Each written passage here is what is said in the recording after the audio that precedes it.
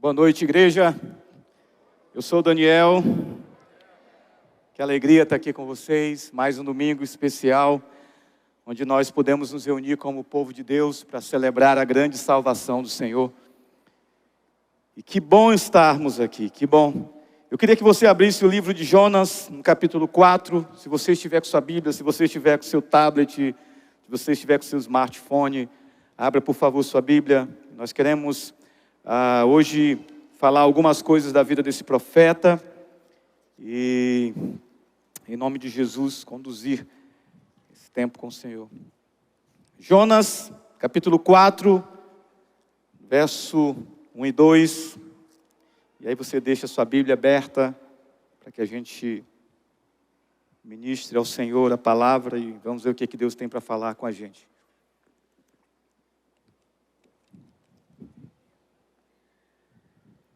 Não sei se eu falei, oi, eu sou o Daniel. Tá, estou aqui lembrando, acho que eu não falei, né? Isso tudo deixou Jonas aborrecido e muito irado. Então, orou ao Senhor. Antes de eu sair de casa, não foi isso que eu disse que tu farias, ó Senhor? Por esse motivo fugi para Tarsis. Sabias que eras misericordioso e compassivo, lento para se irar e cheio de amor. Estás pronto a voltar atrás e não trazer calamidade. Vamos orar? Pai, que seja um tempo na tua presença.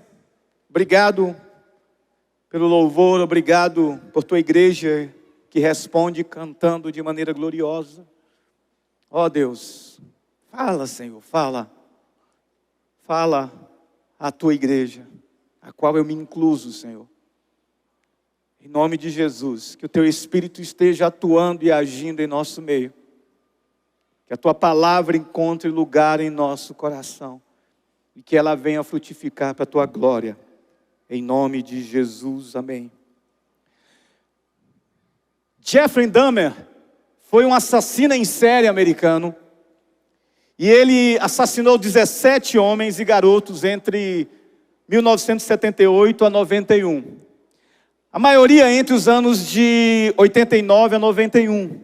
Seus crimes eram particularmente hediondos, envolvendo estupro, necrofilia e canibalismo. Condenado à prisão perpétua por ter torturado, matado e devorado aqueles jovens, ele não durou muito tempo na prisão. 3 anos apenas. Ele foi espancado por um detento na mesma área, na sua mesma área onde ele estava ali preso, e foi morto, espancado por um homem chamado Christopher Scarver. Curioso na história de Jeffrey Dahmer é que ele, nesses 3 anos, ele passou a receber visitas de um pastor, e esse pastor falou do Evangelho da Graça para ele. E nesse tempo ele acabou que crendo no perdão de Deus para alguém como ele. E ali ele entregou sua vida a Jesus.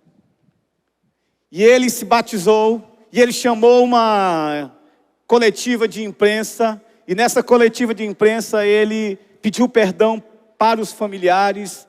Pediu perdão para os pais, para os irmãos, as quais sofreram as percas por causa da sua vida desregrada, a sua vida maléfica.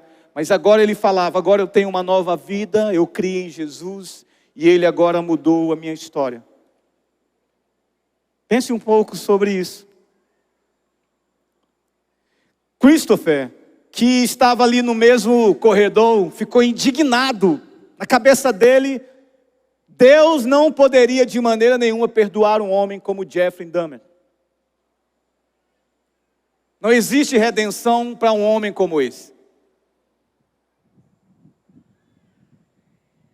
E assim ele o assassinou com a justificativa de ter sido um instrumento de Deus.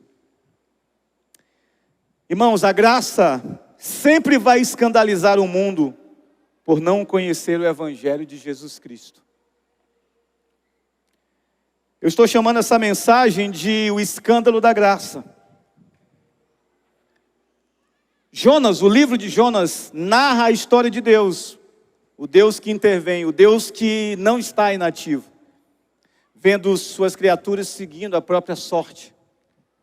Aqui é Deus chamando uma nação ao arrependimento. E não, você não ouviu errado, esse livro não é sobre Jonas.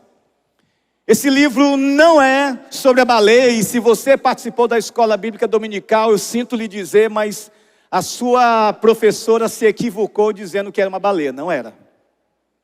O livro de Jonas não é sobre isso. Nem é sobre um grande avivamento que posteriormente, por causa da mensagem de Jonas, veio a acontecer. Mas sobre um Deus, e somente um Deus que é soberano na condução da história do homem. Deus governa soberanamente a minha história e a sua história, irmãos. E Ele não só governa, mas Ele age com um pecador, como eu e como você, com graça e misericórdia. Por isso que nós estamos aqui essa noite. Essa é uma mensagem difícil. Foi uma mensagem difícil para mim. Porque é confrontadora, me confronta, me confrontou e continua me confrontando. Um consolo que vem sobre quem prega é que a mensagem é maior do que o pregador. Esse é o consolo, irmãos. Mas com toda sinceridade, às vezes é desanimador você pregar uma mensagem a qual você sabe que precisa se encaixar. Mas Deus usa pessoas imperfeitas para proclamar o seu evangelho. Por isso, a graça é maravilhosa. Porque a glória não está naquele que proclama, mas naquele que mandou a mensagem. A glória é de Deus, totalmente de Deus. Jonas é um profeta, filho de Amitai, profeta de Gat-Hefer, e seu ministério foi exercido no período do rei Jeroboão II. Ele reinava ali por volta de 793 a 753 a.C. E alguns acreditam que ele começou seu ministério quando Eliseu estava ali concluindo o seu ministério. Você vai ouvir um pouco sobre Jonas a partir do capítulo de 2 Reis 14, 25. Nessa época, Israel estava ali expandindo o seu território. Deus ouviu o clamor de Israel que estava sofrendo por causa dos seus pecados. Levanta Jeroboão II para ver se as coisas se ajustam. E aí, por causa de uma profecia dada por Jonas, Deus cumpre essa profecia. Então imagina só, Jonas é esse cara importante agora, é esse profeta que tem um respeito porque ele falou e Deus cumpriu. O problema é que o território de Israel começou e voltou a se expandir. O povo começou a prosperar, mas o povo não se arrependeu dos seus pecados. Então Deus decide chamar o profeta Jonas e dar a ele uma missão, uma tarefa difícil. Deus é o protagonista da história todo o tempo. Jonas capítulo 1, verso 1 diz: o Senhor Deus deu esta mensagem a Jonas, filho de Amitai: apronte-se e vá à grande cidade de Nínive, anuncie meu julgamento contra ela, pois vi como seu povo é perverso. Nínive é uma cidade que foi fundada por Nimrod. Estava situada a leste do rio Tigre, cerca de 880 quilômetros de Samaria, capital do Reino do Norte. Só para você ter uma ideia, irmãos, Jonas precisava caminhar 24 quilômetros por dia para chegar lá em um mês, em 30 dias. Era longe, era distante. A cidade era grande, protegida por grandes muros, um externo e outro externo. Nínive, nessa época, vivia o seu apogeu. Mas eles eram, irmãos, um povo terrível. Sua maldade era sem precedentes. Os exércitos assírios, para você ter uma ideia, eles avançavam contra a cidade como um bando de gafanhoto. Eles eram extremamente truculentos e perversos. Algumas cidades, ao saberem que iam ser invadidas pelos assírios, eles chamavam o povo para fazer um suicídio coletivo, porque melhor era para eles morrerem se suicidando do que cair nas mãos dos assírios. Tal era a brutalidade desse exército, desse povo. E Naum 3:1-5 tem uma descrição desse povo. Eles dizem: que aflição espera Nínive, cidade de homicídio e mentiras. É cheia de riquezas tomada à força, e nunca lhe faltam vítimas. Ouçam o estalo de chicotes, o estrondo de rodas, os cavalos vêm galopando, e os carros de guerra sacodem sem parar. Vejam as espadas faiscantes, quando passa a cavalaria, há incontáveis mortos, montes de cadáveres. Os corpos são tantos, que os vivos neles tropeçam. Tudo isso porque Nínive, prostituta bela, dona de encantamentos mortais, seduziu as nações com sua beleza. Ensinou a elas sua magia e enfeitiçou gente de toda a parte. Então, ao ouvir o relato de quem era esse povo, podemos ver pelo menos duas razões para Jonas resistir ao chamado de Deus. Primeira, já falamos, a maldade intensa. Como é que você vai falar para um povo que é mal dessa maneira? É Christopher não reconhecendo que Deus pode alcançar um homem como Jeffrey Dahmer. Assim eu penso, assim você pensa. Não, peraí. Vamos falar de evangelho para todos, mas menos abusadores, estupradores de criança, menos assassinos. Pensa comigo um pouco sobre isso. E avalie esse sentimento que com certeza mexe com você assim como mexe comigo. Esses não merecem misericórdia. Esses não merecem perdão de Deus. Eles devem queimar no inferno. Jonas é igual a mim. Jonas é igual a você. A segunda razão, Jonas também sabia de uma profecia do profeta Isaías, antes dele, que profetizou que a Assíria seria invadida. Aliás, a Assíria invadiria Israel. Você encontra em Isaías 7:17. Deus iria usá-los para punir Israel por conta dos seus pecados. Já imaginou isso, irmão? Você imagina saber que aquele por quem você ora, porque você tem derramado lágrimas, aquele por quem você queria muito que ele se convertesse, você descobriria que ele era alguém que estava abusando alguém da sua família, na sua casa. Eu quero levar você para o extremo, porque o livro de Jonas nos leva para o extremo.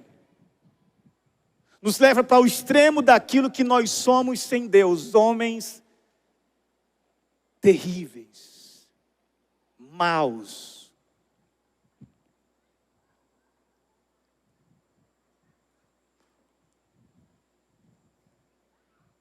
Jonas parece ter todos os motivos para não se envolver com tal chamado e responsabilidade. Jonas diz o que nós dizemos, o que eu digo para Deus: Senhor, você não sabe o que você está fazendo. Por que nós respondemos geralmente dessa maneira para com Deus? Por que Jonas respondeu dessa maneira para com Deus?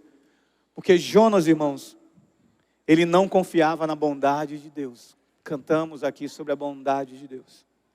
Jonas não entende o plano de Deus e pensa: bem, talvez Deus não esteja pensando direito. Assim, sou eu.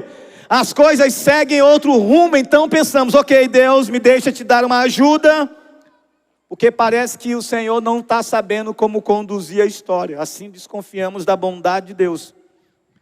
Tim Keller, comentando sobre Jonas, diz o seguinte: a raiz da desobediência de Jonas se encontrava em sua desconfiança na bondade de Deus.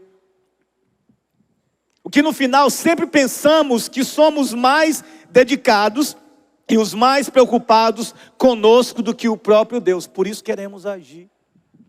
Porque talvez a gente possa dar uma ajudinha. Jonas ignorou a misericórdia de Deus por não confiar que Deus é bom e conduz a nossa história de maneira sábia. Irmãos, não é porque o dia está nublado que o sol não deixou de brilhar, ele continua brilhando. Assim é a bondade de Deus. nos nossos dias mais tenebrosos, ela continua ali, perto de nós. Deus conduz soberanamente a história. Perceba como Deus age na narrativa. Ele está envolvido do começo ao fim. Já percebeu, irmãos? Deus começa falando no livro de Jonas e termina falando no livro de Jonas. Deus dá ordem ao profeta, capítulo 1, verso 1. Deus dá ordem ao vento, verso 4 do capítulo 1. Deus dá ordem ao peixe, verso 17 do capítulo 1, verso 10 do capítulo 2. Deus fala com o profeta Jonas novamente. Capítulo 3, verso 1. Deus faz crescer a planta, capítulo 4, verso 6. Deus manda um vento quente, capítulo 4, verso 8. Deus chama Jonas e começa a ensiná-lo, capítulo 4, verso 10. Deus conduz a história do profeta. Deus conduz a minha e a sua história. Ele conduz. Mas Deus aí vai tratando com o profeta. O profeta ouve a mensagem. E ele diz, não, peraí, deixa eu fugir aqui, porque Deus não está bem das ideias. E Jonas foge. Jonas era um cristão preconceituoso. Então Deus coloca no navio com pagãos, aqueles a quem ele tinha raiva, ele detestava. Porque Jonas era um nacionalista. Jonas é aquele cara que idolatrava o seu país, a sua nacionalidade, a sua origem semítica. Jonas é aquele cara que falava, ei, eu sou de Abraão. Eu sou o filho da promessa. Jonas não se sentava com o descrente. Jonas não olhava com compaixão para um descrente. Sabe, aqueles que às vezes são pessoas que você chega e diz, nossa, essa pessoa é intragável. Eu não sei você, mas eu de vez em quando faço isso. Misericórdia. É vergonhoso isso. Mas eu faço isso. Eu me identifico com Jonas.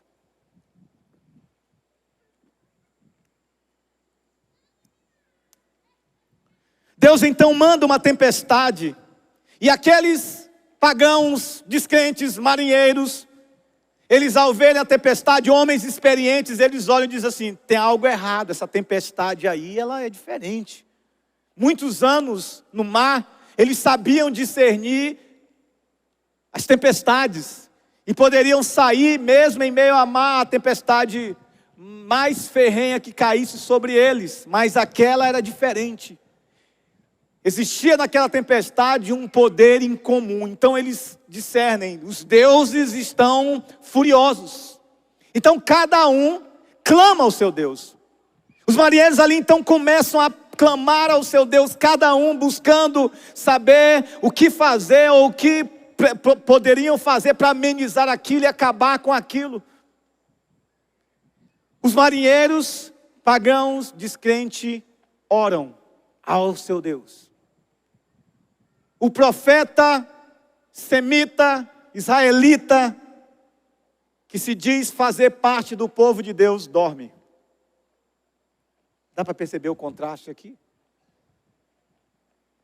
Aquele que deveria ser o homem que olhasse para a tempestade e falasse, bom, Deus está fazendo alguma coisa aqui, não, ele vai dormir. E esse sono de Jonas, irmãos, é aquela fuga da realidade, de alguém que está culpado, que sabe que tem algo, que deve algo contra Deus, mas ele quer fugir da realidade.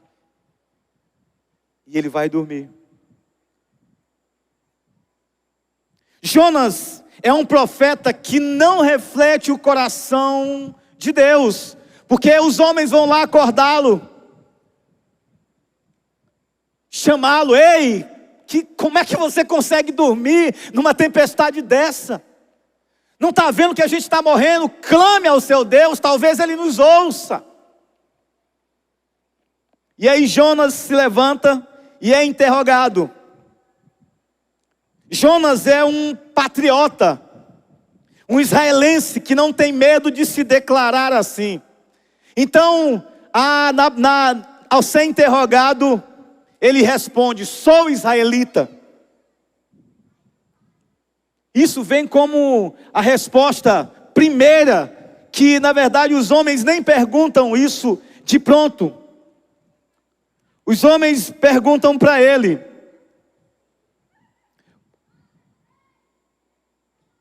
Quem é você? Qual a sua profissão? De onde você vem? Qual a sua nacionalidade? A nacionalidade é a última coisa que eles perguntam. Jonas responde a primeira coisa. Aqui nós percebemos que há algo errado com o nosso profeta. Sou israelita. Ele não reflete o coração de Deus. Sua postura para com as nações pagãs era a mais desprezível possível. A ideia de graça era muito boa para ele, porquanto essa benesse caísse somente sobre Israel, sua pátria amada. Jonas era aquele cara, irmãos, que se via como alguém merecedor. Sou israelita, pertenço ao povo da promessa.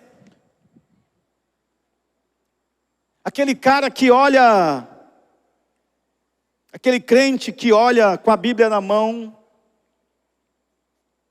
que passa de largo olhando e diz assim: misericórdia, né? Ainda bem que eu sou salvo.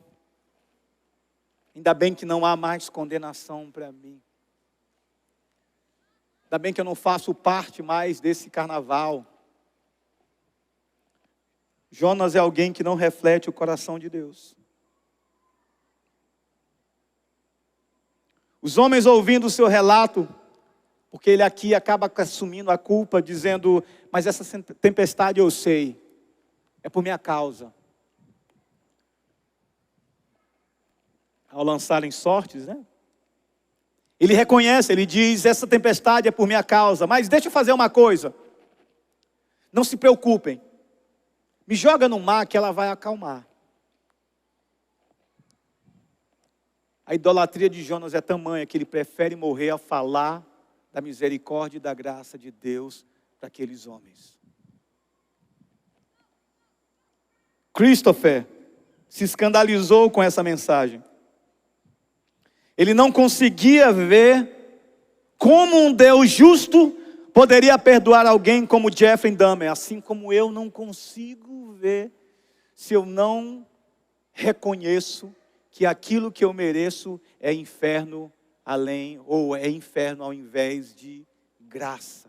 Aquilo que eu mereço é ira por causa dos meus muitos pecados, ao invés de misericórdia. Irmãos, enquanto eu e você não nos olharmos como alguém que merece toda a punição possível por causa daquilo que Jesus sofreu, por causa do meu e do seu pecado, eu não vou conseguir olhar com graça e misericórdia para aqueles que não conhecem a Deus.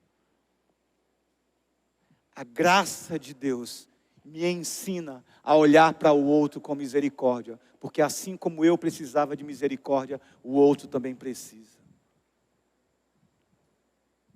Amém? É difícil perdoar, não é não? Ah, porque eu fui abusado. Esse cara não merece o perdão.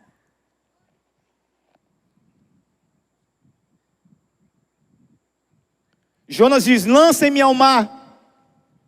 Os homens temem tomar tal atitude e continuam a agir sem sucesso, tentando poupar a vida do profeta, daquele que não olha para eles com misericórdia. Olha o contraste, irmãos. A graça comum de Deus ensinando o povo de Deus como agir com pessoas diferentes.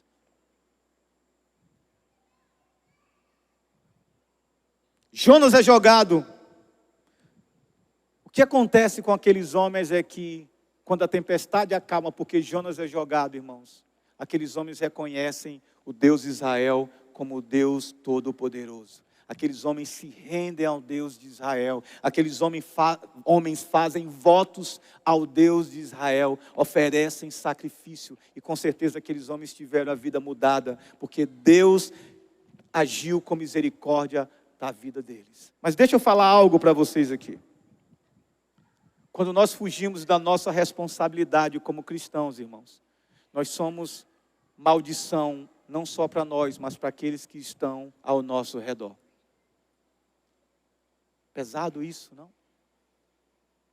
Jonas leva maldição para aquele barco, para aquelas pessoas têm prejuízo, elas perdem praticamente tudo tentando salvar as suas vidas.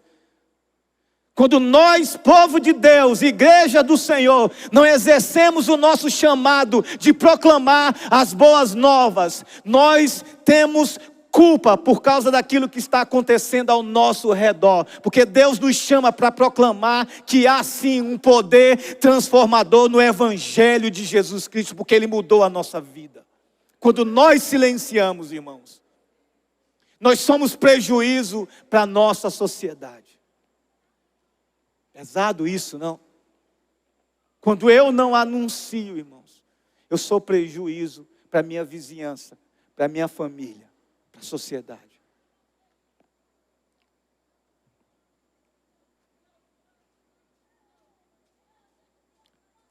Deus então aprofunda ainda mais o seu ensino ao profeta, levando a viver uma das experiências mais aterrorizantes de sua vida.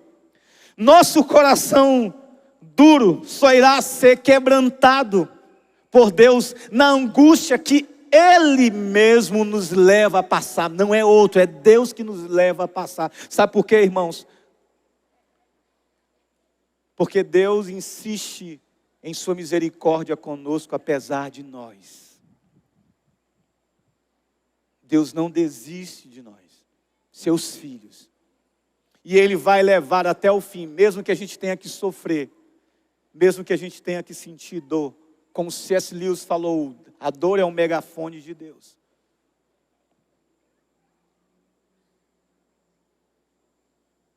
O processo de obediência de Deus, que Deus quer de nós, muitas vezes se dá pela disciplina divina. Jonas não entende até aqui o que é a graça e misericórdia. Deus aperta o profeta, leva-o ao abismo. Assim ele se quebranta diante de Deus e começa a se arrepender do seu pecado. A obra de Deus na vida do profeta é levada às últimas consequências. Deus leva Jonas à beira da morte. Capítulo 2, verso 1. Então, de dentro do peixe, Jonas orou ao Senhor, seu Deus, e disse: em minha angústia, clamei ao Senhor. E Ele me respondeu: gritei da terra dos mortos, e tu me ouviste. Nas profundezas do oceano me lançaste, e afundei até o coração do mar. As águas me envolveram, fui encoberto por tuas tempestuosas ondas. Então eu disse: tu me expulsaste de tua presença. E no entanto olharei de novo para o teu santo templo. Afundei debaixo das ondas, e as águas se fecharam sobre mim. As águas marinhas se enrolaram em minha cabeça, afundei até os alicerces dos montes. Fiquei preso na terra, cujas portas se fecharam para sempre. Mas tu, ó Senhor, meu Deus, me resgataste da morte, quando minha vida se esvaía. Me lembrei do Senhor e minha oração subiu a ti, em teu santo templo. Os que adoram falsos deuses dão as costas para a misericórdia de Deus.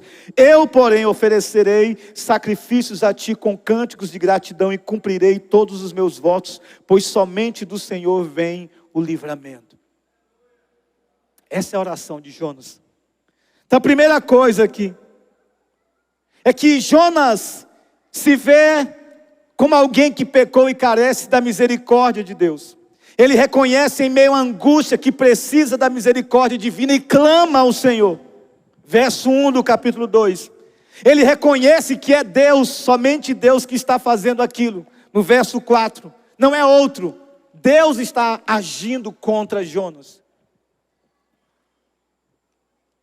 Ele, na beira da morte, reconheceu que há esperança para aqueles que confiam na redenção de Deus. Quando ele diz... Verso 4, então eu disse: tu me expulsaste da tua presença, e no entanto olharei de novo para o teu santo templo. O que Jonas está falando aqui, irmãos? O templo é o lugar do sacrifício. O templo é aquele lugar onde o homem se reconciliava com Deus. Então Deus exigia os sacrifícios, e ali eram feitos por meio do sangue aspergido no altar. O templo era o lugar onde as pessoas tinham a esperança de que os seus pecados iam ser expiados, porque Deus prometeu que assim faria se tudo fosse feito no templo. Então Jonas olha para o templo e reconhece que só ali ele encontra perdão, mas não é o templo em si, mas é o sacrifício feito no templo. Aqui nós temos uma lição preciosa, porque Jonas nos leva para o sacrifício de anos à frente, quando Jesus se sacrifica por mim e por você, e ali Ele paga o preço do nosso pecado, e aí a Bíblia diz que todo aquele que olhar para Jesus com fé, será reconciliado por Deus, e não viverá mais em condenação, mas será justificado. Jonas está nos ensinando que o sacrifício que nós precisamos por nossos pecados, é a morte de Jesus na cruz do Calvário.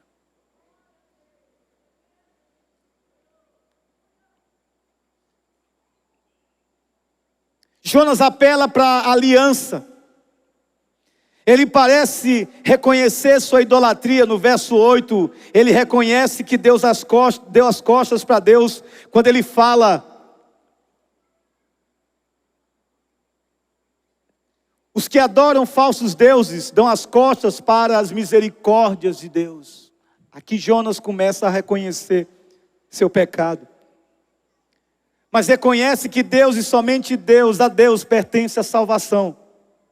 Irmãos, deixa eu repetir isso mais uma vez. Deus não desiste de nós, apesar de nós.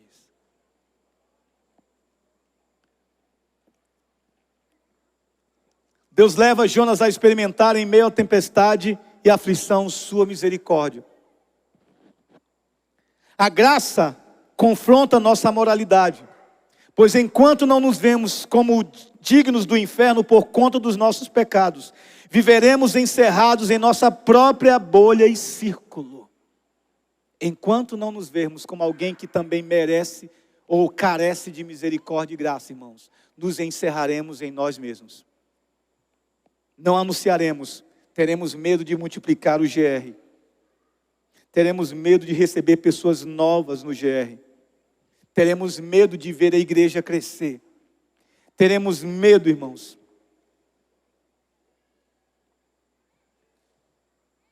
Deus chama Jonas para sair da sua bolha religiosa e para confrontar sua idolatria velada. Deus sempre, irmãos, Deus sempre considerou todas as nações. Em Abraão ele disse: em ti, Abraão, serão benditas todas as nações da terra. Quando Deus chama Israel, Ele chama Israel para ser luz das nações. Jonas, como um profeta, ignora totalmente isso, porque ele ficou na sua bolha, ele ficou perdido nele mesmo. Tim Keller vai dizer algo interessante. Ele diz: misericórdia é o impulso que nos torna sensíveis aos sofrimentos e carências das pessoas e nos leva ao desejo de aliviá-los. É o impulso que nos torna sensíveis aos sofrimentos e carências das pessoas e nos leva ao desejo de aliviados. A quem você tem olhado com misericórdia, isso tem te levado, tem te dado o desejo de aliviar carências. Jonas está vivendo esse drama porque ele não consegue ver com um olhar de misericórdia. Conhecer a Deus, irmãos, é mais do que saber Bíblia, pois uma teologia correta não nos tornará mais misericordiosos. Nossas experiências espirituais não fazem de nós pessoas piedosas. Para termos compaixão, precisamos quebrar os ídolos que nos aprisionam. Se nós nos vermos como merecedores da misericórdia divina, por sermos bons, agradáveis, sem muitos defeitos, a graça nos escandalizará, irmãos. Sabe por quê? Porque nós estamos encerrados na nossa bolha de bondade. Nós não somos bons, nós somos maus. Mas Deus, que é rico em misericórdia, veio ao nosso encontro e mudou a nossa trajetória. Não há bondade em nós. O Evangelho não tem a ver com pessoas boazinhas. O Evangelho não tem a ver, irmãos, com as coisas que eu faço ou deixo de fazer. O Evangelho tem a ver com uma única pessoa, Jesus Cristo, que cumpriu toda a lei de Deus, que pagou o preço na cruz do Calvário, que ali Ele disse: tetelestai, já não existe mais nada a ser feito, agora todo aquele que crê em mim, encontrará salvação e redenção para sempre. O Evangelho tem a ver com isso.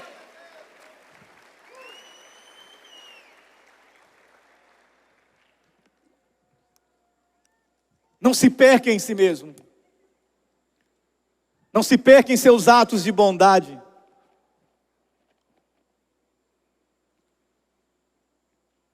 Em janeiro de 1907, ocorreu um avivamento durante uma conferência bíblica em Pyongyang, atual capital da Coreia do Norte. Os participantes da conferência tornaram-se profundamente convictos de seu pecado, especialmente quando um pregador os chamou a se arrependerem de seu ódio tradicional pelos japoneses. É evidente que os coreanos tinham aceitado as verdades fundamentais do Evangelho da Graça, mas ainda assim, essas verdades não haviam penetrado fundo bastante para que perdoassem os japoneses. Eles se sentiam moralmente superiores a uma nação que viam como opressora e cruel. À luz do Evangelho, no entanto, os coreanos presentes naquela conferência viram que perante Deus eram igualmente pecadores e condenados, juntamente com todos os demais seres humanos. Ainda que resgatados pela mais pura e custosa graça de Cristo, isso dissipou deles o orgulho e a amargura. Eles voltaram para casa com uma nova disposição de se arrependerem de suas transgressões. As pessoas iam de casa em casa para reatar relacionamentos rompidos e devolver as coisas roubadas. Os cultos estavam cheios de um novo poder. Assim é o Evangelho e a nova vida que agora vivemos.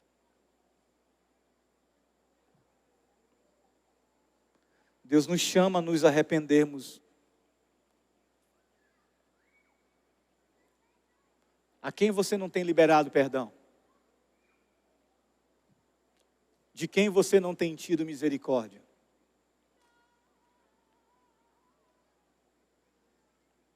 Irmãos, Deus coloca todo mundo no barco. Deus colocou a mim e a você no mesmo barco, para que Jesus fosse necessário. Se você não olhar, se eu não olhar para mim como alguém que carece da misericórdia de Deus, eu não receberei misericórdia.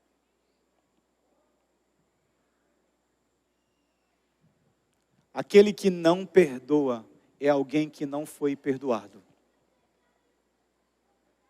Deixa eu falar de novo isso.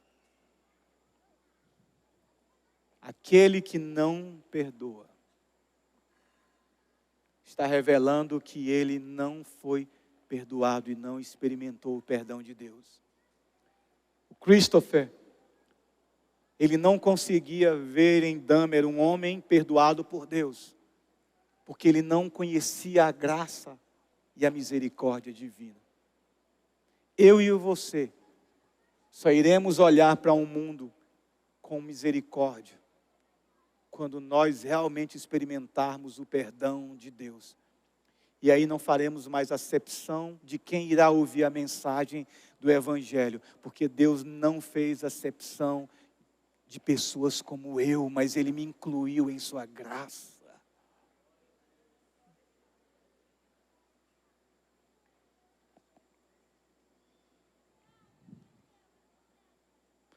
Assim Deus ouve a oração de Jonas. Jonas ainda não está pronto, mas Deus o usa apesar dele mesmo, assim como Deus nos usa apesar de nós mesmos. Jonas assim recebe de novo a palavra de Deus: vai a Nínive, eu tenho pressa, corre. Jonas então assim percorre 40 dias naquela grande cidade, clamando que Deus iria julgar aquela nação por causa dos seus pecados. Pensa só em Jonas aqui comigo. Deus vai vir para julgar vocês por causa dos pecados de vocês. Deus vai vir para julgar vocês por causa do pecado de vocês. Deus vai vir para julgar vocês por causa dos pecados de vocês. Oh, Deus vai vir para julgar vocês por causa do pecado de vocês. Jonas é alguém que proclama sem uma lágrima nos olhos. Jonas é alguém que proclama a mensagem de juízo de Deus sem nenhuma compaixão para aqueles que vão sofrer o juízo de Deus. Mas Deus é tão rico em misericórdia, irmãos, que Deus não precisa de mim, de você. Ele não precisa. É por isso que o livro de Jonas não é sobre Jonas, é sobre Deus. Porque Deus é aquele que opera a salvação no meio do seu povo. Deus é aquele que vem e busca o pecador perdido e o leva resgatado, reconciliado e salvo para Ele mesmo. Independente se eu tenho ou não misericórdia e compaixão, mas Deus irá cobrar de mim e de você. Misericórdia, Senhor. O arrependimento é a obra de Deus. Segundo Timóteo 2,25 diz: instrua com mansidão aqueles que se opõem, na esperança de que Deus os leve ao arrependimento. Mas uma coisa Deus cobra de nós, irmãos. Jonas não era livre para escolher por si mesmo o que diria aos homens. Ele não foi até eles para lhes falar sobre suas experiências. Ele não decidiu o conteúdo de sua pregação. Nós não temos essa liberdade. Nosso chamado é sermos obedientes.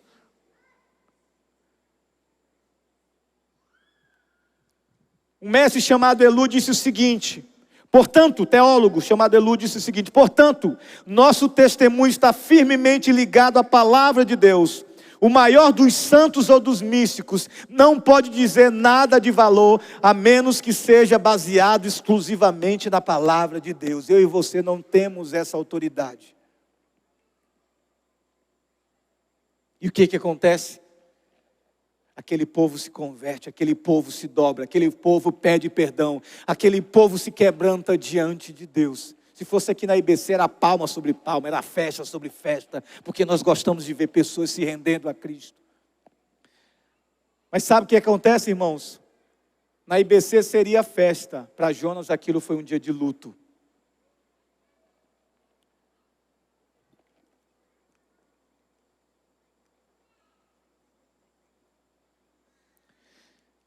Capítulo 4, verso 1 a 3 diz, Jonas fala: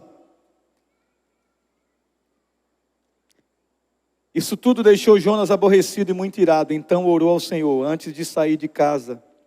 Antes de eu sair de casa, não foi isso que eu disse que tu farias, ó Senhor? Por esse motivo fugi para Tarsis.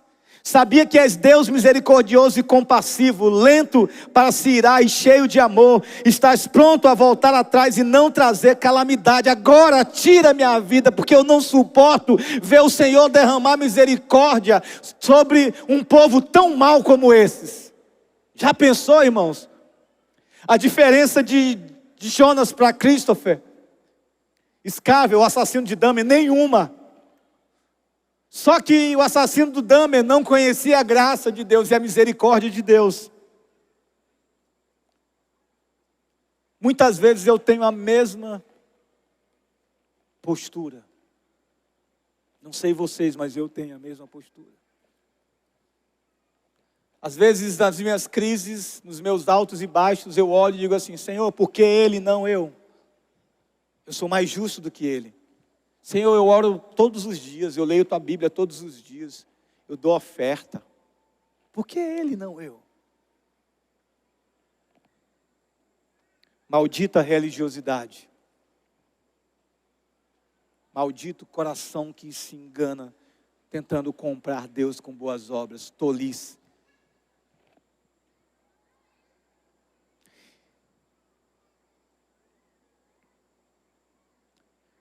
Jonas 3,10 diz que quando Deus viu o que fizeram e como deixaram seus maus caminhos, voltou atrás e não os destruiu como havia ameaçado. Em outras versões, Deus se arrependeu. Mas essa declaração aqui, irmãos, não está se referindo ao remorso de Deus por um erro de julgamento, mas a remoção de julgamento por causa de um ato de misericórdia para com alguém que se arrependeu. Deus é alguém que ouve um coração quebrantado, irmãos. Independentemente, ei, deixa eu te falar uma coisa. Você talvez está nos visitando aqui e veio com crises e mais crises. Deixa eu te falar uma coisa. Deus não rejeita um coração quebrantado. na presença dEle. Deus ouve o clamor de alguém que se arrepende e busca salvação somente em Jesus.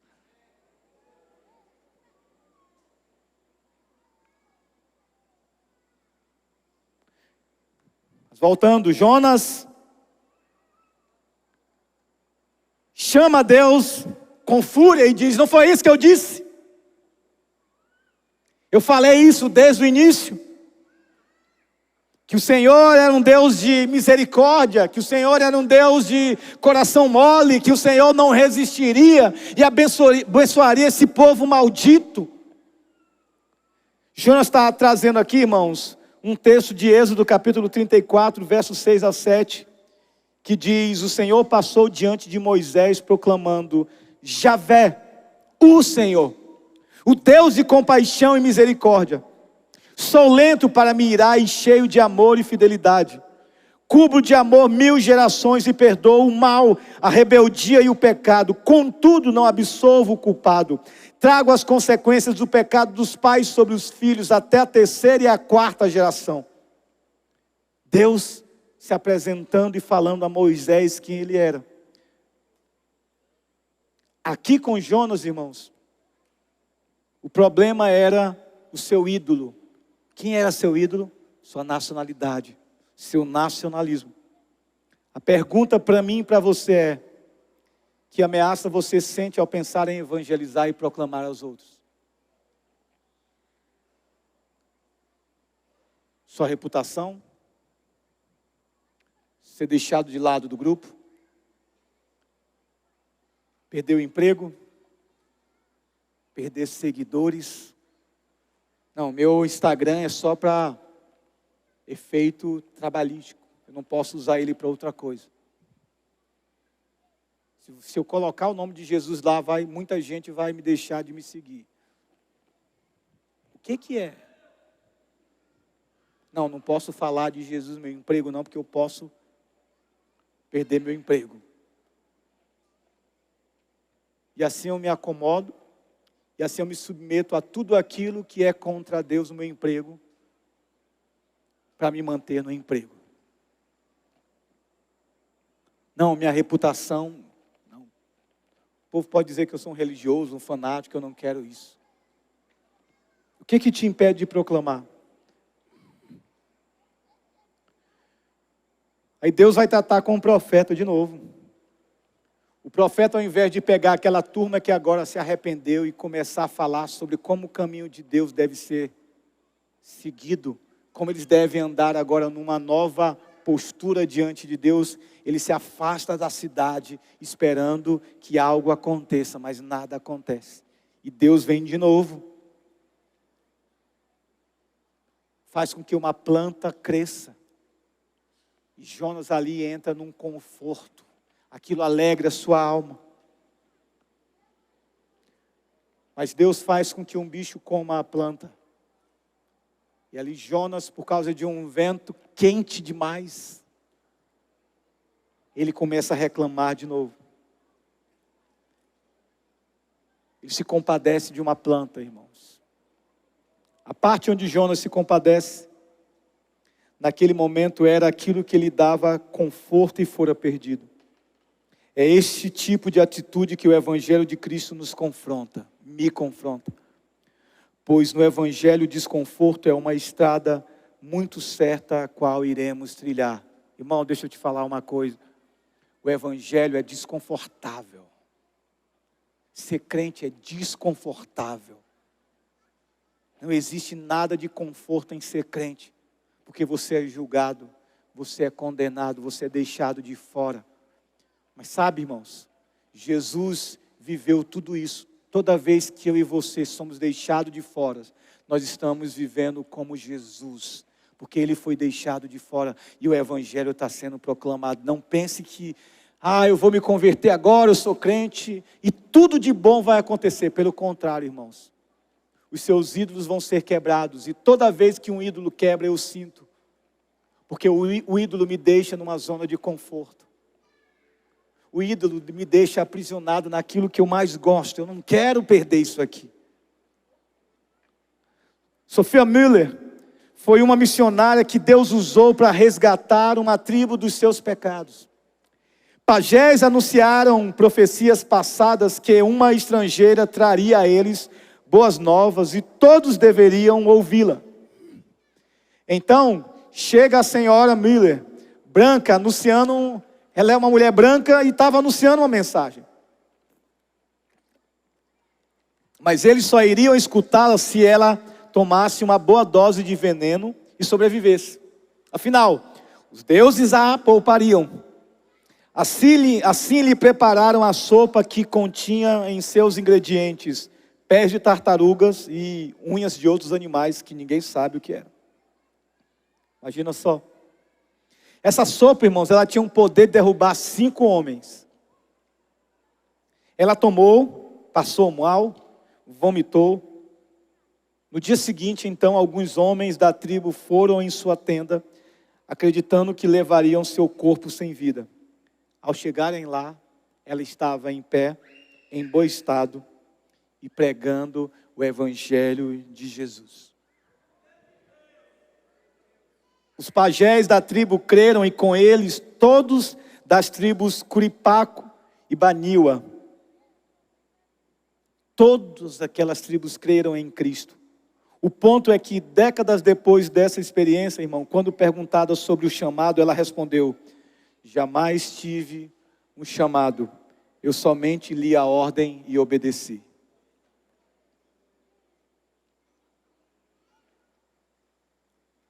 Você não precisa de confirmação de chamado. Eu não preciso de confirmação de chamado. Eu só preciso ser obediente.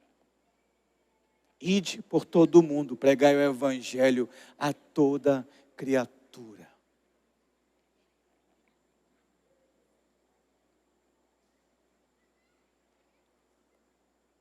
Aqui vemos o quanto Jonas é atual para a nossa geração.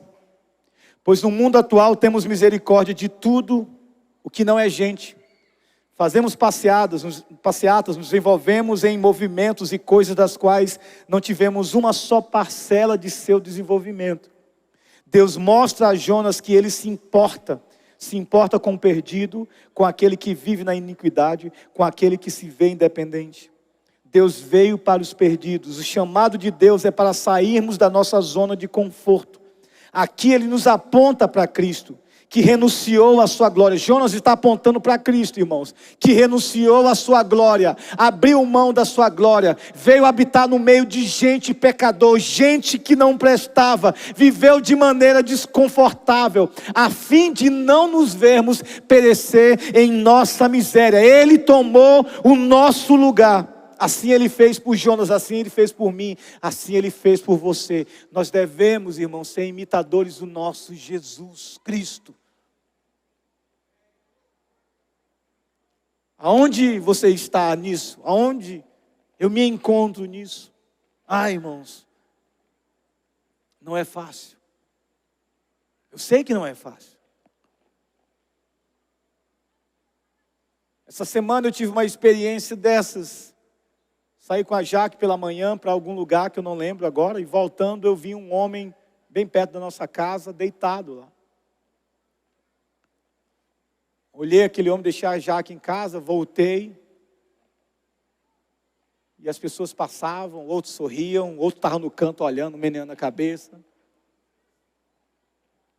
E aí eu fui lá, eu disse: rapaz. E aí eu peguei o homem. Mas sabe o que é a primeira coisa que passou na minha cabeça? Ele vai sujar meu carro. Triste, né? Meu carro está tão limpinho. O homem sangrando, morto de bêbado, sentindo dor. Peguei ele, levantei, coloquei ele no carro. Aí eu perguntei a alguém: vocês sabem onde é que ele mora? Ele falou: rapaz, ele mora bem aí, primeiro direita.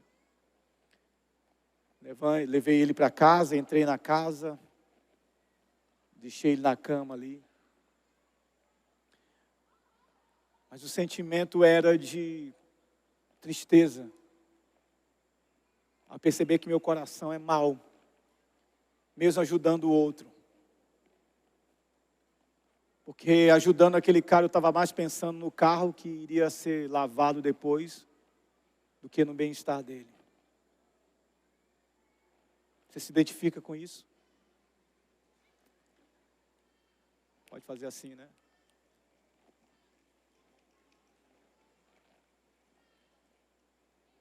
Por isso, irmãos, que o Evangelho é para mim e para você.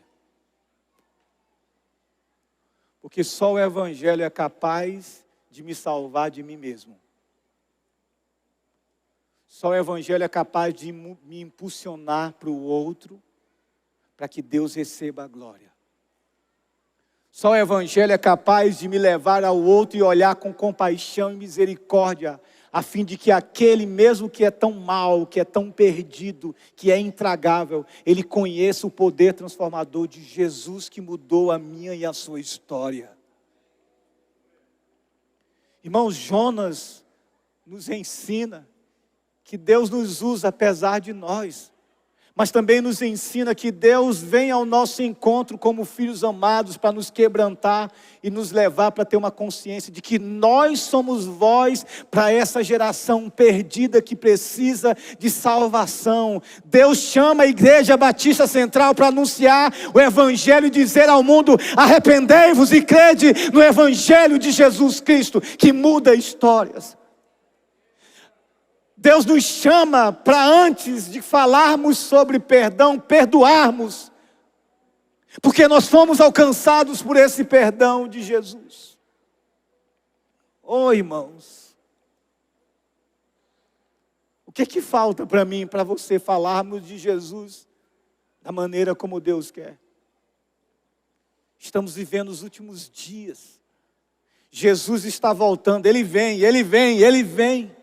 Ele vem, Ele vem, Ele vem, já vemos as marcas e os seus sinais, Ele está vindo, pessoas irão para o inferno, se nós não olharmos com misericórdia. Isso inclui todos aqueles que nós achamos de lado, irmãos, inclui aquele que é abusador, inclui aquele que não pensa igual a nós. A coisa mais vergonhosa que a igreja de Jesus sofreu esses últimos dias foi essa divisão miserável e infernal de esquerda e direita. Misericórdia, misericórdia. Nós precisamos voltar para o centro que é Jesus Cristo. Ele é o centro que nos une e nos torna família, que proclama o seu Evangelho. Ele é o centro.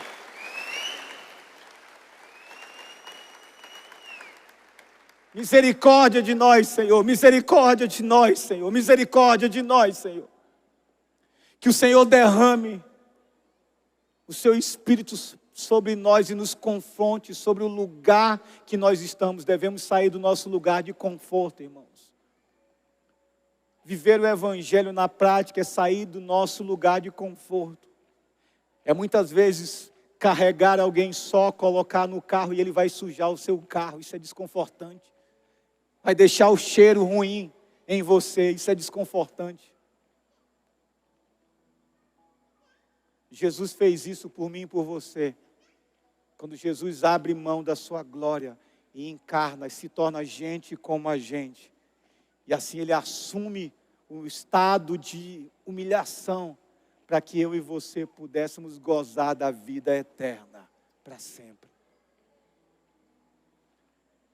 Eu não sei como você chegou aqui, mas a minha oração é que você saia daqui perturbado. Eu quero ser muito honesto, irmãos, com você. A minha oração é que você saia perturbado e incomodado para dizer: eu preciso falar, eu não posso me calar, eu preciso falar do Evangelho de Jesus para aqueles que estão perdidos, eu preciso falar.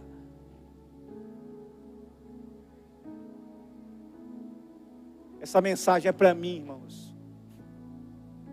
E para todos aqueles que reconhecem que estão calados diante de um mundo que se perde. A história de Jonas é a história de um Deus que tem misericórdia de um povo. Eu queria te convidar para orar, e aí você mesmo sentado no seu lugar, para você falar com Deus um minutinho. O que Deus falou com você? O que você vai fazer a respeito disso aí? Eu não sei.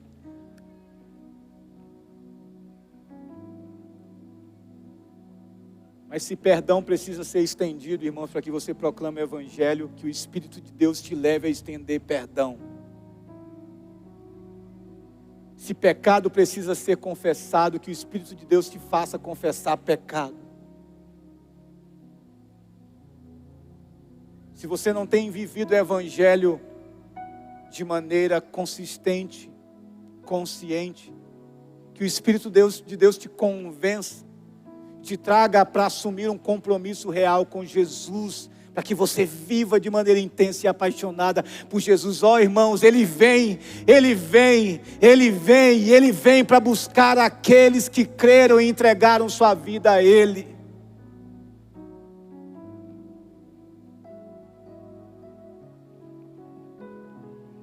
Ora ao Senhor. O que você vai orar, eu não sei. Talvez a oração seja: ó Senhor, só me usa. Eis-me aqui, me usa. Nós oramos a Ti, Senhor Deus, neste momento.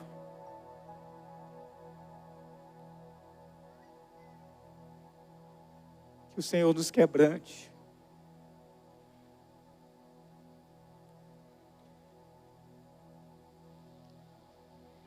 Que o Teu Espírito nos confronte. Que o Senhor nos tire da zona de conforto.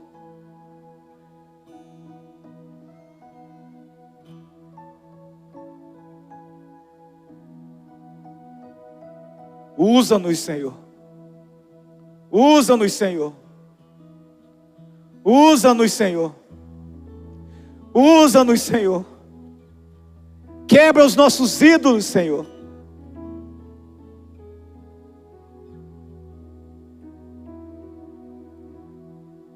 Para que a gente responda de maneira coerente ao Teu chamado.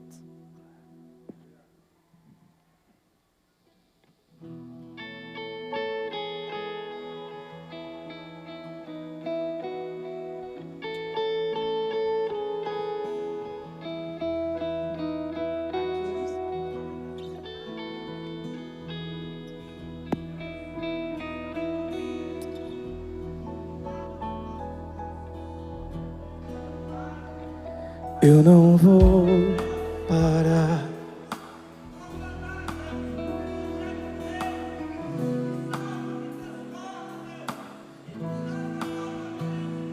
Eu não estou só, te sinto aqui. A vida é mesmo assim.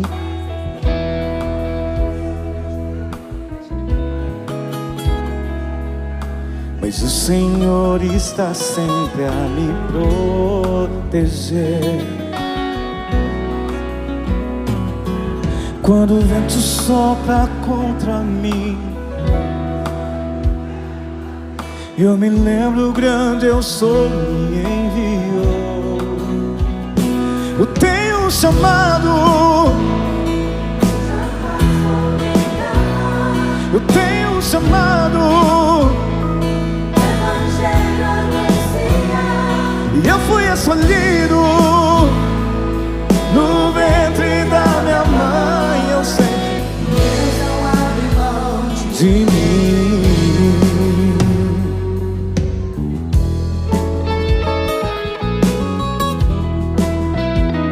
A vida é mesmo assim.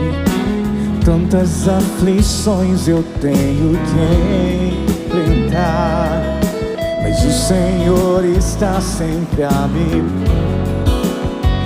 Te sinto aqui.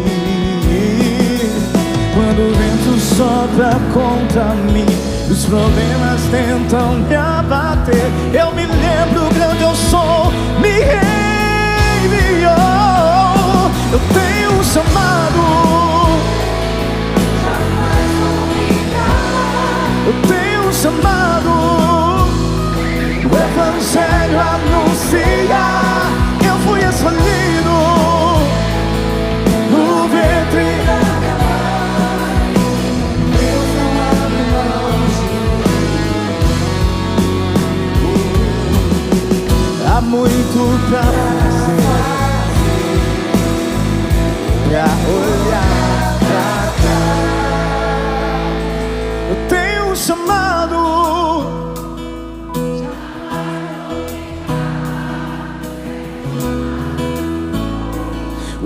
Evangelho anuncia, eu fui escolhido no ventre da minha mãe. Eu sei que Deus não abre mão de mim ou não. Eu tenho um chamado, jamais vou negar. Eu tenho um chamado, o Evangelho anuncia, eu fui escolhido no ventre da minha mãe. Eu sei que Deus, eu sei que Deus não abre mão.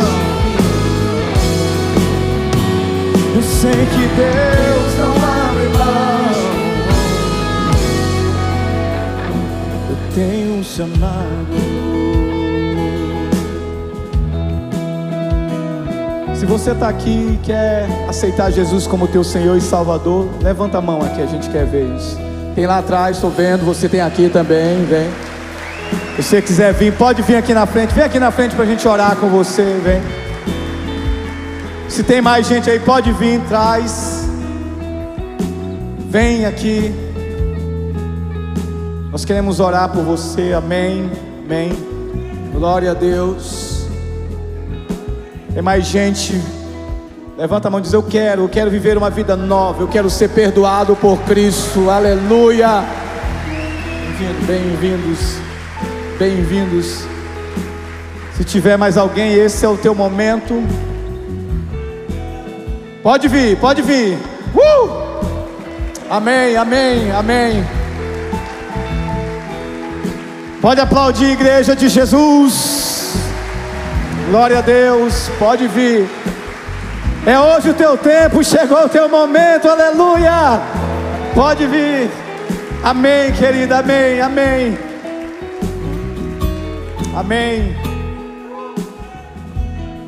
Se tiver mais gente, vem para Jesus. Esse é o teu tempo, esse é o teu momento. Tá vindo, pode aplaudir ao Senhor, querido. Aleluia, glória a Deus, glória a Deus. Amém, amém.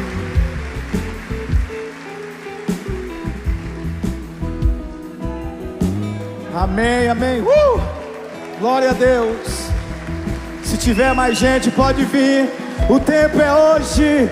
O tempo é hoje. Hoje é dia de salvação. Hoje é dia de resgate. Aleluia. Você pode estender suas mãos para cá, querido. Nós vamos orar. Sejam bem-vindos em nome de Jesus. Senhor, nós oramos por esses que estão agora, Senhor, te aceitando como o seu Senhor e Salvador. Que em nome de Jesus o seu perdão os alcance, a tua graça os alcance, e que agora eles tenham uma nova vida, uma vida em ti, perdoados, em nome de Jesus. Pai, obrigado, porque cadeias foram quebradas essa noite, e o céu está celebrando em festa, aleluia. Deus abençoe vocês, tremenda graça, tremenda